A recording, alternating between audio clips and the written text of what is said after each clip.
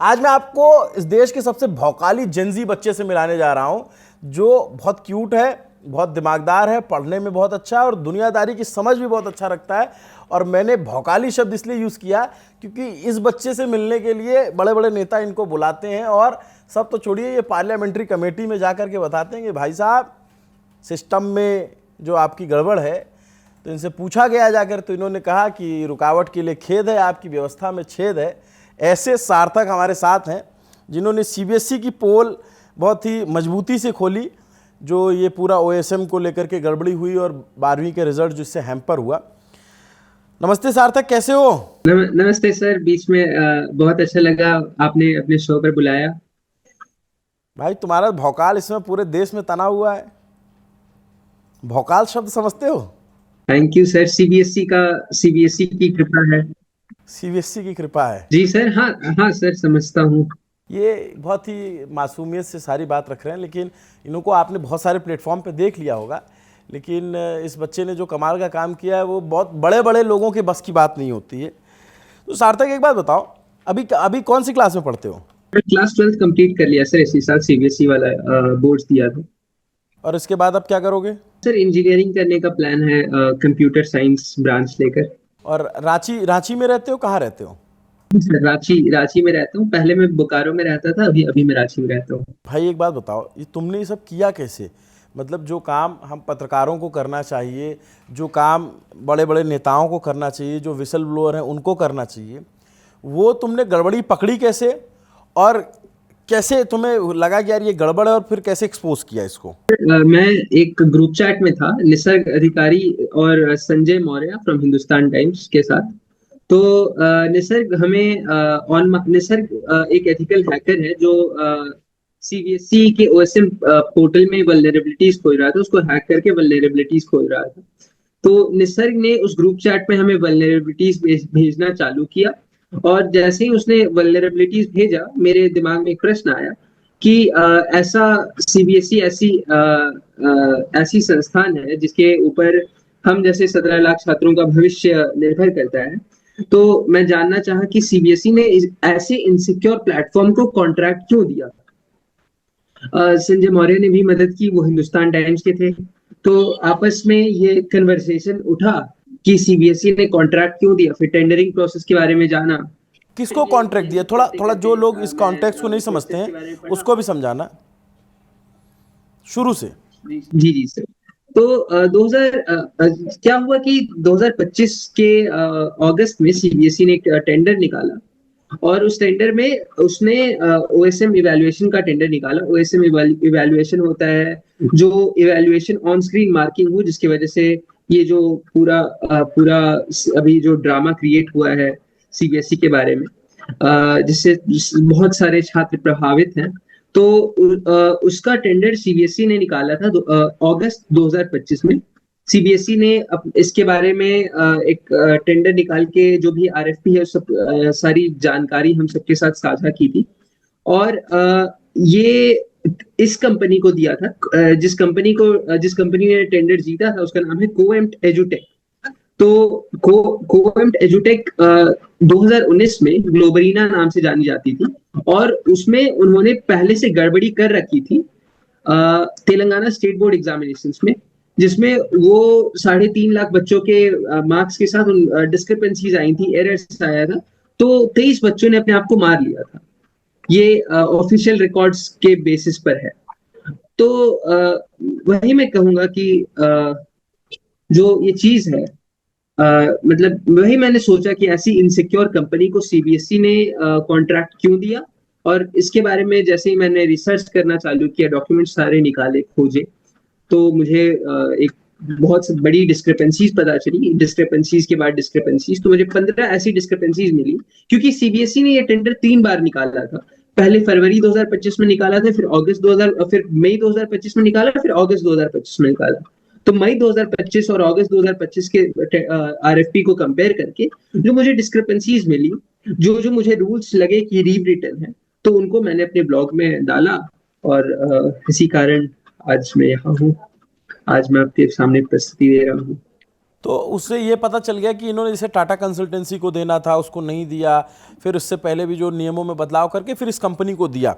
But OSM में जो गड़बड़ियाँ हुई बाद में तो इनको मानना पड़ा और बहुत लीपापोती की, लेकिन उससे आप बच्चों के कितने रिजल्ट प्रभावित हुए हैं? सर क्योंकि मैं कहूंगा कि ओएसएम का जो ये सॉडी इम्प्लीमेंटेशन है, जैसा इम्प्लीमेंटेशन इस बार हुआ है, जैसा खराब इम्प्लीमेंटेशन हुआ है, उससे टीचर्स ना ढंग से कॉपी चेक कर पाए हैं और ना ही ढंग से आप कह सकते हो कि बच्चे खुश हैं अपने मार्क्स से। जो बच्चों को मार्क्स आने चाहिए थे, सारे बच्चे, जैसा मैं अपने फ्रेंड ग्रुप में ऑब्जर्व कर रहा हूँ कि सारे बच्चों को जितना वो एक्सपेक्ट कर रहे थे उससे कम मार्क्स आया है।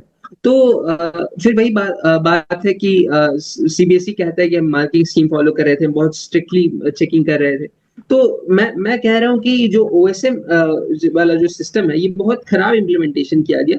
और मेरा ये भी कहना है कि जो कंपनी को दिया गया है, सीबीएसई ने बार बार रूल्स को रीराइट करके दिया है। अगर पहले के रूल्स होते तो एक कंपनी सेलेक्ट नहीं होती। तो फिर उसके बाद पार्लियामेंट्री बोर्ड में आपको बुलाया गया, क्या हुआ अंदर?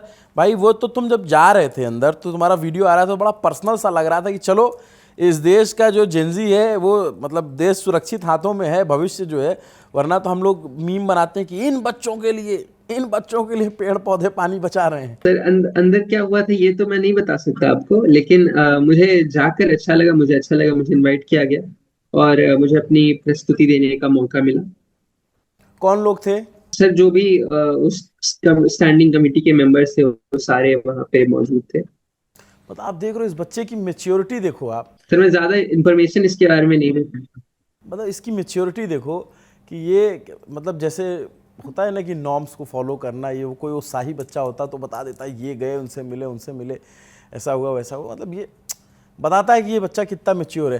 खैर सार्थक ये बताओ और फिर किससे किससे मिले? राहुल गांधी नेता प्रतिपक्ष जी से भी मुलाकात हुई आपकी? सर उनसे भी मुलाकात हुई। उनके मतलब वो दिल्ली में, मैं उनसे मिला। कैसे नेता लगे आपको, क्या बात हुई, अगर थोड़ा बहुत बताना चाहें आप? वही बात हुई कि मैंने अपनी प्रस्तुति रखी उनके सामने कि सीबीएसई ने क्या क्या रूल्स चेंज किए हैं, क्या क्या चीजें चेंज की हैं। और उन्होंने सबसे पहले उन्होंने ही कोट ट्वीट किया था मेरे ब्लॉग को। तो मतलब जो भी मैंने ब्लॉग में अपने डाला था ट्विटर पोस्ट पर, तो उन्होंने ही उसे कोट ट्वीट किया था। तो उसके लिए उनको मैंने धन्यवाद दिया और जो भी मतलब ये जो गड़बड़ियां मुझे लगी मैंने उनके सामने प्रस्तुत की। फिर क्या उनका उनका रिस्पॉन्स क्या था, क्या बोले वो? सर उनका यही कहना था, सबसे पहले तो उन्होंने कहा कि इंडियन एजुकेशन सिस्टम जो है वो क्यूरियोसिटी को मानता है, जिसके साथ मैं अग्री करता हूँ।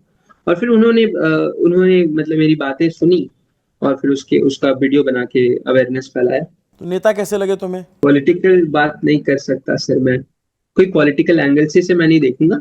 क्योंकि उन्होंने मेरी बात फैलाई तो मुझे ये बात अच्छी लगी कि उन्होंने मेरी बात जो मैंने इन्वेस्टिगेशन की थी उसे बाकी तक पहुंचाया, बाकी लोगों तक पहुंचाया, तो मुझे ये बात अच्छी लगी। अब ये बताओ मुझे कि जो ये सारा कुछ गड़बड़ हो गई, अच्छा एक बार बताओ कि तुम्ही को ट्विटर पे किसी ने पाकिस्तानी बताया था क्या? सर सबसे पहले तो वेदांत अग्रवाल शायद नाम था, उसको पाकिस्तानी बुलाया गया था डीडी न्यूज के एंकर द्वारा। वेदांत श्रीवास्तव नाम था सर। अच्छा, वेदांत को बुलाया गया था। सो सैड, ऐसा नहीं होना चाहिए, मतलब बहुत ही गलत तरीका है, इस तरीके से इतना जल्दी जो है जजमेंटल नहीं होना चाहिए। और फिर न जाने, खैर मैं उस पर टिप्पणी नहीं करूँगा, सबको सब पता ही है। बट ये बताओ अब सॉल्यूशन क्या है? सीबीएसई को क्या जो है एहतियात बरतना चाहिए? क्या ये जो टेंडर दिया गया वो कैंसिल होना चाहिए, नए सिरे से जारी होना चाहिए, ताकि अगली परीक्षा जो हो उसका जो रिजल्ट हो वो एकदम सही आए? तो उसको लेकर के क्या एहतियात बरतनी चाहिए? सर सबसे पहले तो जो टेंडर दिया गया है, सबसे पहले उसमें जांच होनी चाहिए। अगला टेंडर जो इशू होना, अगर जांच होती है तो ये जो कंपनी का एक्सटेंशन है, जो सीबीएसई अपने टर्म में लिखती है कि 1 साल या 2 साल इस कंपनी को एक्सटेंड कर सकती है वो। तो अगर जांच हो रही है तो इस पे इसको एक्सटेंड नहीं करना चाहिए जब तक जांच कंप्लीट नहीं हो जाती है। जांच को नॉन बायस रखा जाए, नॉन बायस तरीके से जांच हो, पता चले कि अगर सिस्टम में कुछ भी खामियां रह गई थी या फिर कुछ भी चेंजेस हुए थे जो इस कंपनी को बेनिफिट करते हैं, तो उसके लिए प्रॉपर जांच हो और प्रॉपर पनिशमेंट हो अगर ऐसा कुछ निकलता है तो। और ये जब तक जो नए टेंडर निकले उसमें डेटा सिक्योरिटी को ये मेंटेन किया जाए, स्ट्रिक्टर पनिशमेंट्स लाया जाए, जो भी रूल्स इन्होंने ब्रेक किए थे उसको स्ट्रिक्ट बनाया जाए, अगर इनको ओएसएम सिस्टम लाना है तो।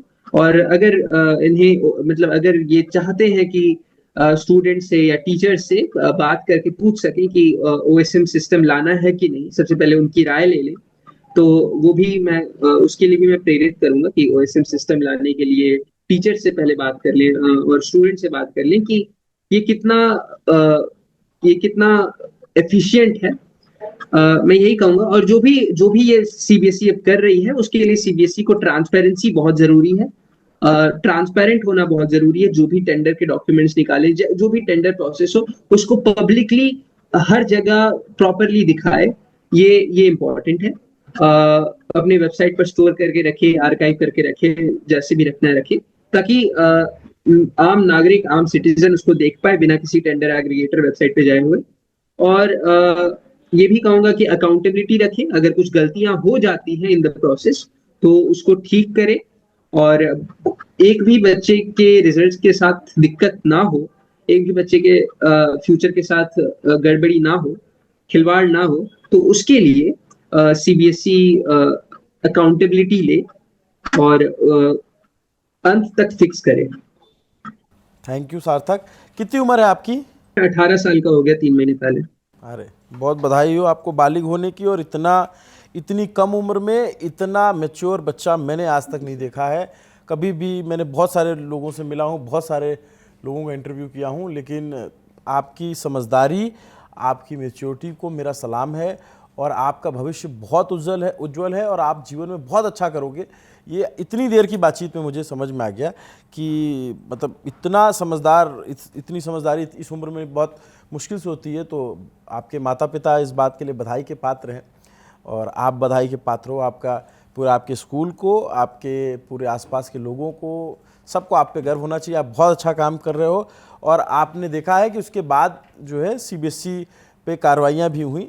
लेकिन इस पूरी बातचीत के बाद क्रक्स ये है कि इस देश की संस्थाएं कॉम्प्रोमाइज़ हो सकती हैं, इस देश के नेता कॉम्प्रोमाइज़ हो सकते हैं, अधिकारी कॉम्प्रोमाइज़ हो सकते हैं, पत्रकार तक को आप कॉम्प्रोमाइज़ कर ले जाओगे, लेकिन देश की जनता को कॉम्प्रोमाइज़ नहीं कर पाओगे। एक छोटा सा बच्चा उठेगा, एक पत्थर उछालेगा और आपके तमाम भ्रष्टाचार के आभा मंडल को धूल धूसरित कर देगा। ये एक छोटा सा बच्चा है, जो काम बहुत सारे लोगों को करना था वो नहीं कर पाया, इस बच्चे ने करके दिखाया और बताया कि कैसे सीबीएसई ने गड़बड़ियां की, कैसे जो नियमों की अनदेखी थी, टाटा कंसल्टेंसी जैसी जो रेपुटेटेड कंपनी थी उसको छोड़ करके एक दागी कंपनी को टेंडर दिया गया ओएसएम बनाने का, वो इस बच्चे ने बताया। और इन्होंने बताया कि किस तरीके से हुआ, और इसको कहीं ना कहीं माना है सीबीएसई ने, तभी उस पर कार्रवाइयाँ हुई अधिकारियों पर। लेकिन जो सार्थक कह रहे हैं वो जब तक नहीं होगा तब तक पूरी बात सार्थक नहीं होगी, कि जो लोग भी इस बिडिंग में इन्वॉल्व थे, जिन लोगों ने पॉलिसीज चेंज की, जिन लोगों ने पूरा खाका खींचा, उसमें अधिकारी इन्वॉल्व हैं, नेता इन्वॉल्व हैं, मंत्री इन्वॉल्व हैं, जो लोग हैं सबकी जांच होनी चाहिए कि क्या उन लोगों को फ़ायदा पहुंचाया गया है, क्या इसमें कोई क्विड प्रो को का मामला तो नहीं है। जब तक इतना ट्रांसपेरेंसी नहीं होगी और जब तक इस तरीके का एक भ्रष्टाचारियों या फिर इस तरीके से जो भी काम करने वाले लोग उनमें टेरर नहीं पैदा किया जाएगा, तब तक चीज़ें नहीं बदलेंगी। आज इस बच्चे ने कहा, हो सकता है 5 साल बाद, 10 साल बाद कोई और बच्चा कुछ निकाल कर आए, लेकिन ये इस देश को मानना चाहिए कि हाँ, इस देश के युवा, इस देश के बच्चे, जो खासकर की जो जेनजी है, वो बहुत काबिल है, और वो अपनी काबिलियत के दम पे, सिर्फ 18 साल का बच्चा नेताओं को संसद में जाके बताने की काबिलियत रखता है कि भाई साहब आपके सिस्टम में ये गड़बड़ी हुई, और उसको बुला करके आपको प्रेजेंटेशन लेना पड़ रहा है। ये एक देश के लोकतंत्र की खूबसूरती है कि हर आवाज़ में ताकत है, अगर आवाज़ अपनी बात सही से रखती है, तथ्यों के साथ रखती है। थैंक यू सार्थक, थैंक यू सो मच, बहुत अच्छा लगा। जब भी रांची आऊँगा, मैं अभी लास्ट अभी पिछले ही हफ्ते में रांची से आया हूँ, अगली बार जब आऊँगा तो ज़रूर मिलूंगा आपसे। Thank you so much. Thank you so much sir, thank you so much for inviting me.